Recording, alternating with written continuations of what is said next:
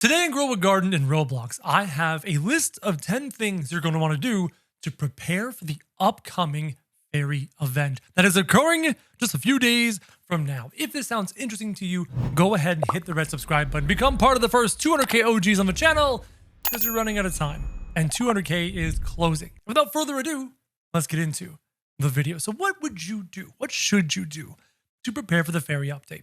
The first tip I have for you is actually really useful, and pay attention. I advise you to buy up every single seed you see in the seed shop from now until the new event. And why is this? Because what we saw from the leaks, and I had a video on this I released already today. You can check out the video right here. Rebirth mechanic update. Yeah, there's a rebirth mechanic, but there's also leaks about the fairy event in here as well. Check that out. In the leak, we discovered that you're going to need mutated fruits to hand in, obviously, for the event, for currency to spend in the event. And those mutated fruits were everything from tomatoes and strawberries all the way down to like coconuts. It looks like it's going to be pretty much anything in the shop is going to be a requirement for hand-ins. And I'm guessing those requirements are going to rotate.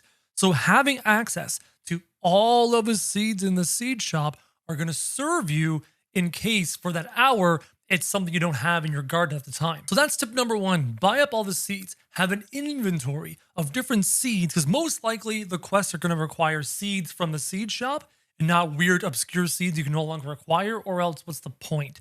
So you're going to want to have these seeds in place because the fairies put out the new mutation and you need mutated fruits of those types to hand in for rewards. So make sure you have your seeds. You're going to need them. Ooh, and this leads me to tip number two, which is a super specific bonus tip. I mean, not everyone's going to do this, but this is a very specific tip to the fairy event itself.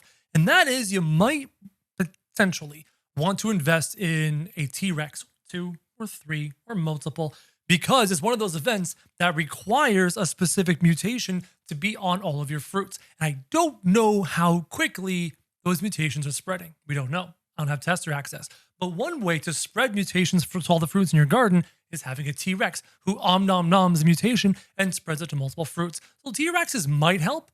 However, there's usually in these types of events, they provide you with a pet in the event that helps you to farm the needed mutation. So there's a good chance there might be a Kodama-like creature, a Kodama-like pet in the event that makes the T-Rex not useful.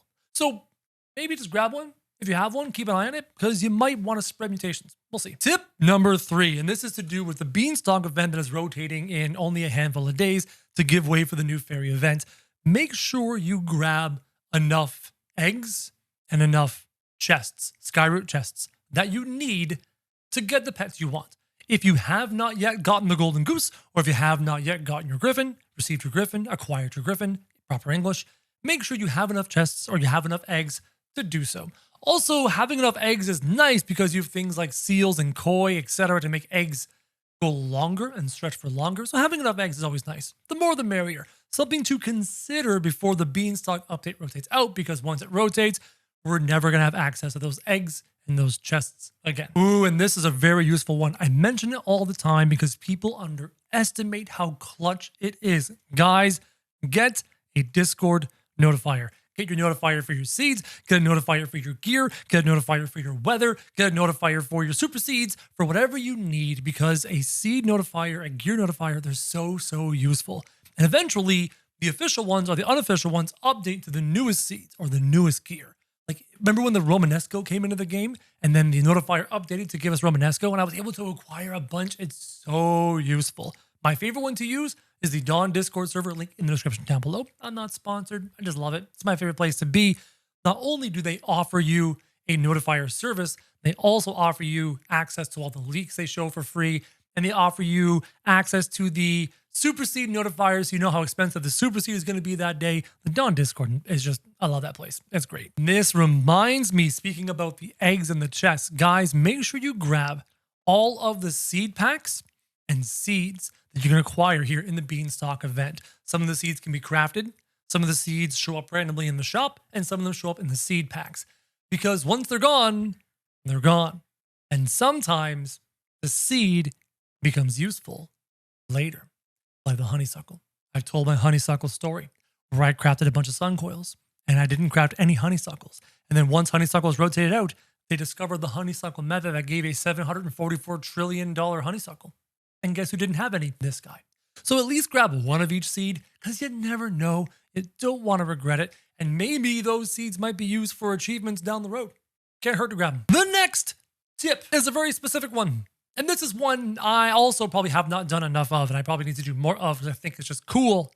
Grab yourselves as many of the bouncy glow shrooms as you can. Because one day you might get bored.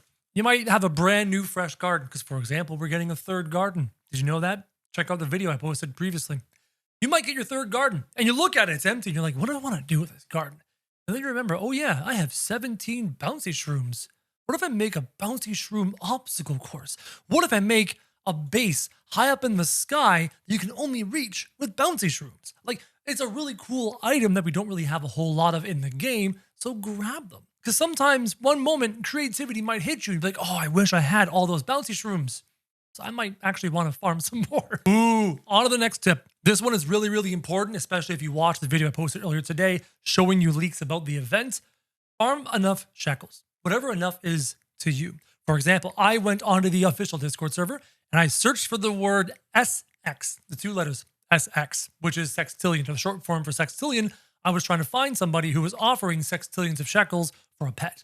And I found a guy who was going to offer 63 sextillion shekels for a simple dragonfly. So I was like, I got a spare dragonfly. I could use 63 sextillion shekels that I could never farm on my own in my wildest dreams, because in the next event, there's a whole bunch of ways to spend your shekels for useful things. Again, I cannot stress enough. Go and watch the video I posted earlier today.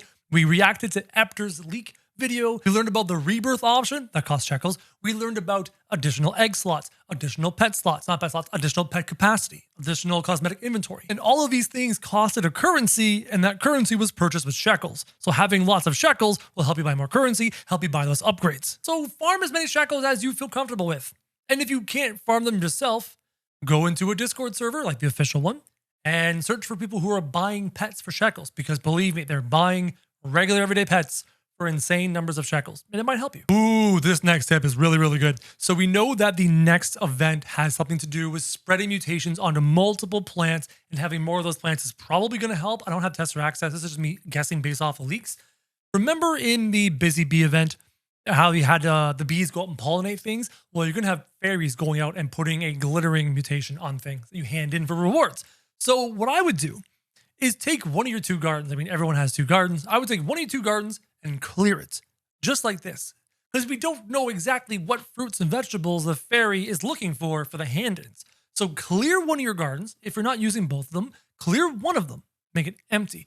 So that way Saturday morning, when the videos drop from the YouTubers who have tester access, who can give you a list of all the seeds the fairy is looking for, your garden is empty and you're ready to go.